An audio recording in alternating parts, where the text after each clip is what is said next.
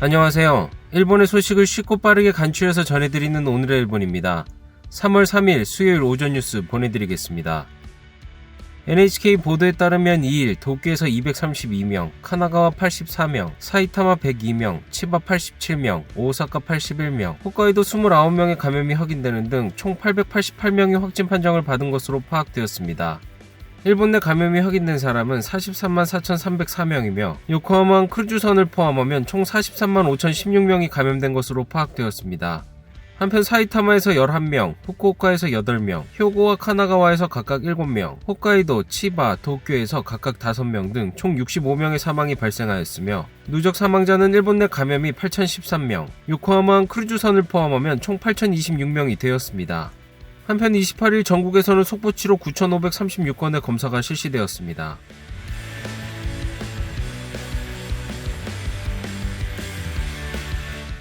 이날 도쿄에서는 232명의 신규 감염이 확인되었습니다.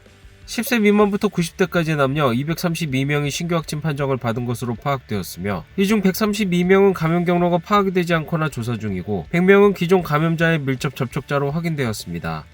연령대로는 20대에서 30대가 총 99명으로 전체의 약 43%, 60대 이상은 총 59명으로 약 25%로 나타났습니다. 감염 경로로는 가정 내 감염이 43명으로 가장 많았으며 시설 내 감염이 36명, 직장 내 감염이 10명 등으로 확인되었습니다.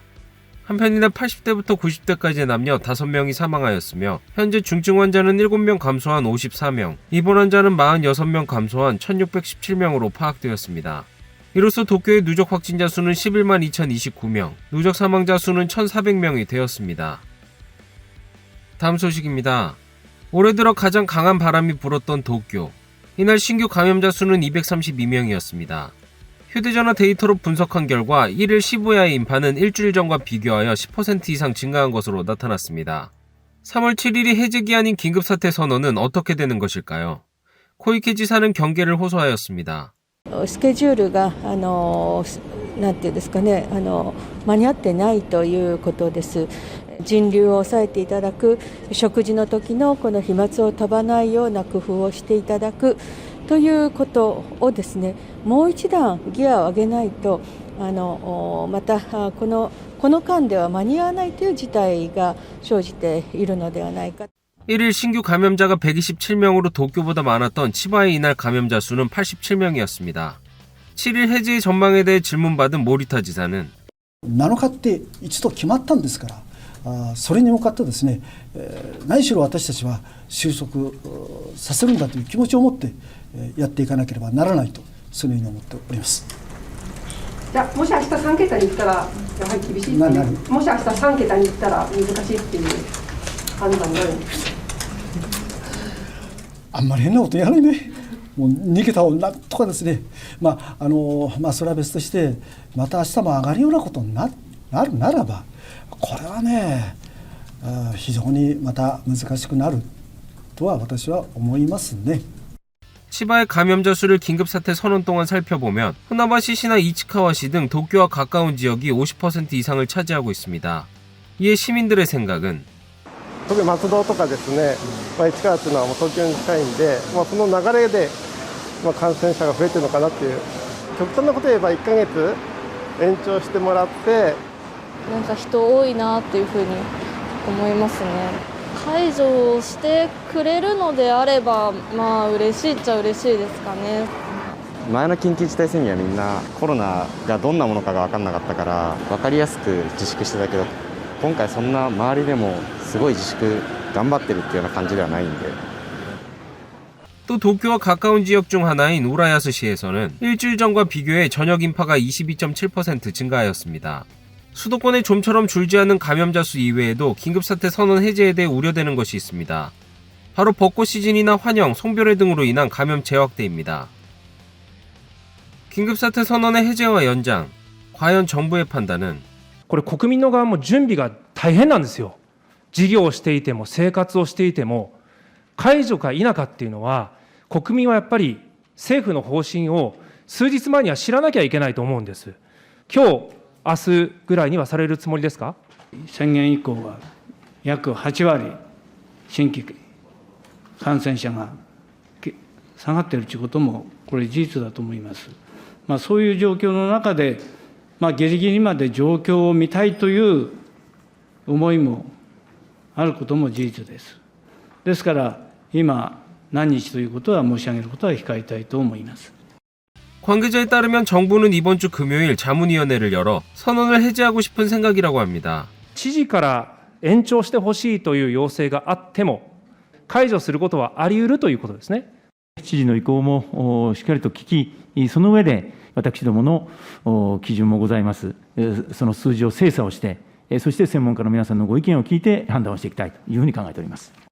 하지만 정부가 기준으로 삼고 있는 스테이지 3이라는 지표는 변이 바이러스가 문제되기 전에 결정된 기준입니다. 야당은 보다 신중한 판단이 필요하다는 지적을 하였습니다. 同じ200人でも変異株の200人と、これまでのウイルスの200人とは全く違う意味があると思うんですよね。この点、やっぱりしっかりですね、従前通りの基準でいいのかどうかっていうこの懸念もしっかり検討する必要があるんじゃないですか。これは総理です。総理です。なんで西村大臣は答えるんですか。だから総理が最後は判断するわけでしょ。西村国土、失礼、国務大臣。なんですか、これが。変異株のこと、非常に脅威であります。ワクチン接種をお願いする医療機関の負荷も下げていかなきゃいけない。こういったことを頭に置いて適切に判断をしていきたい。こういう中で、解除に踏み切っていったら、これ、早期にリバウンドする危険が極めて高いんじゃないですか。必ず小さな流行は起こりますので、今後もなかなかこれはゼロにはできないものであります。必ず起こる。それを大きな流行にしないために、しっかりと対応を取っていきたいと。 이어지는 선언 해제의 우려에 이날 저녁 스가 총리는 東京都の小池知事が今週末の緊急事態宣言の解除に懸念を示していますが、まずしっかりですね、数字を見て、専門家の先生方をはじめ関係者の皆さんにご相談をさせていただいてですね、最終的には私自身が判断をしたい。 1都3県一体で判断するという考えに特にお変わりはなかったでしょうか。そこは今まで、1都3県いろんな意味で関連しますから、そういうことになるだろうというふうに思います。 이날 니시무라 담당상과 수도권의 지사들의 회담이 예정되어 있었지만 열리지 않았으며 내일 이후로 연기될 전망입니다. 다음 소식입니다. 수도권의 긴급사태 선언의 해제에 대해 경제동의회 사쿠라다 대표 간사는 황급히 해제하지 않아도 경제는 조금씩 회복되어 간다라며 졸속 해제에 대한 신중한 입장을 나타냈습니다. 慌てて一気呵成に門を開けるということはしなくても、経済自体は少しずつ回復していくんじゃないかというふうに思っています。 경제동호회 사쿠라다 대표 간사는 2일 정례 브리핑에서 수도권의 긴급사태 선언 해제 시기에 대한 질문에 일본 경제의 전망은 회복하고 있으며 전체적으로 저점을 찍었다. 코로나를 컨트롤 가능한 전망이 선다면 경제는 현재 기세를 잃지 않고 뻗어나간다라고 지적하였습니다. 또한 선언은 황급히 해제하지 않아도 경제가 이중 침체에 빠질 상황은 아니며 오히려 감염이 재확대되어 원래대로 돌아가는 쪽이 리스크가 크다라고 말하며 졸속 선언 해제에는 신중한 입장을 나타냈습니다. 다음 소식입니다. 후생노동성은 코로나19 바이러스 백신을 접종한 60대 여성이 1일 사망하였다고 발표하였습니다. 여성의 사인은 지주막하 출혈로 추정되고 있으나 백신과의 인과관계는 확인되지 않고 있습니다. 사망한 60대 여성은 지난달 26일 일부 의료 종사자를 대상으로 한 백신의 선행 접종을 받았습니다. 백신을 접종한 직후에도 부작용으로 보여지는 증상은 없었던 것으로 알려졌습니다. 또 과거 기저질환이나 알레르기 등도 없었다고 합니다. 후생노동성 전문가회의의 모리오 회장은 현 시점 해외에서의 접종 사례에서도 지주막하 출혈과 백신에 관련이 있지 않은 것 같다라는 견해를 발표하였습니다. 후생노동성은 부작용 의심이 있는 사례를 부작용 의심 보고제도로서 수집하고 있습니다. 제도의 투명성을 확보하기 위해서도 당분간 접종 후의 사망 사례는 모두 공표할 방침입니다. 그 중에는 백신 접종과 인과관계가 있는지 알 수 없는 사례나 즉시 판단할 수 없는 사례도 포함됩니다.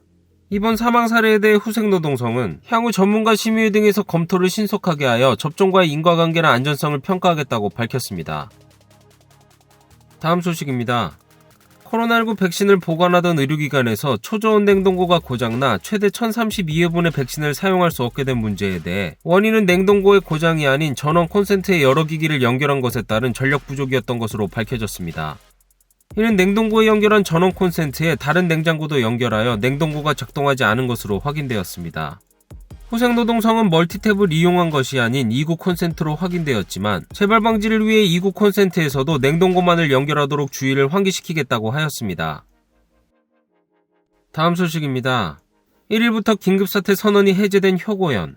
효고현의 코베시에서는 실시한 변이 바이러스 조사에서 5명이 영국형, 남아공형, 브라질형이 아닌 기원불명의 새로운 변이 바이러스에 감염된 사실이 확인되었습니다. 新型コロナに感染した人の免疫効果が若干落ちる可能性がある。あくまで可能性です。可能性があると考えられている変異であります。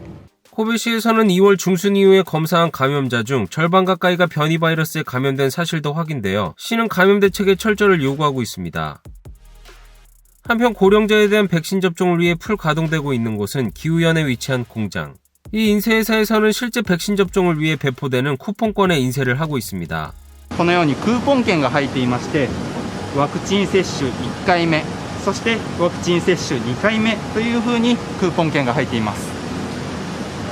이 회사에서는 아이치, 기우 등 28개 기초자치단체에 배부될 약 329만 명분을 인쇄할 예정입니다. 이러한 백신 접종 쿠폰에 대해 코노 담당상은 接種券についてはもうこれは柔軟に対応していただかないといきなり全ての高齢者に接種券を発送するとそれはもう予約システムが電話鳴りやまないということになりますので 접종권에 대해 지자체가 단계적으로 송부하는 것이 바람직하다고 덧붙였습니다. 다음 소식입니다. 2일 오후 중의원 본회의에서 내년도 예산안이 통과되었습니다. 내년 예산안은 중의원 본회의에서 표결이 진행되어 자민당, 공명당 등의 찬성 다수로 가결되었습니다. 예산안에는 코로나19 바이러스 대책 예비비 5조엔이 포함되는 등 일반회계 총액이 106조 6,097억엔으로 9년 연속 사상 최대를 경신하였습니다. 3일부터 참여원에서 심의가 이루어지지만 헌법의 중의원 5월 규정에 따라 연도내 성립이 확정되었습니다. 이에 야당 측은 스가 총리의 장남 등에 따른 총무성 간부의 접대 문제 등을 계속 추궁할 방침입니다. 다음 소식입니다. 모태기 외무상은 문재인 대통령이 1일 일본과의 대화의 자세를 보인 데 대해 자세의 표명만으로는 평가할 수 없다라고 지적하였습니다. 両国間の懸案解決のため、韓国は責任を持って対応することが重要であって、現状では問題を解決したいというですね、韓国側の姿勢の表明だけで評価を行うことは難しい。 문재인 대통령은 1일 연설에서 언제라도 일본 정부와 대화할 준비가 되어 있다라고 말한 한편 위안부 문제 등에 대한 구체적인 해결책은 제시하지 않았습니다. 이에 대해 모태기 외무상은 한국이 국제 약속을 깼으며 한일 관계는 전례 없는 어려운 상황이다라며 한국 측에서 적절한 대응을 취하도록 계속 요구할 생각을 나타냈습니다. 오늘의 일본 소식은 여기까지입니다. 시청해주셔서 감사드리며 즐거운 하루 되시길 바라겠습니다. 저는 또 새로운 소식으로 찾아뵙도록 하겠습니다. 이그저TV였습니다.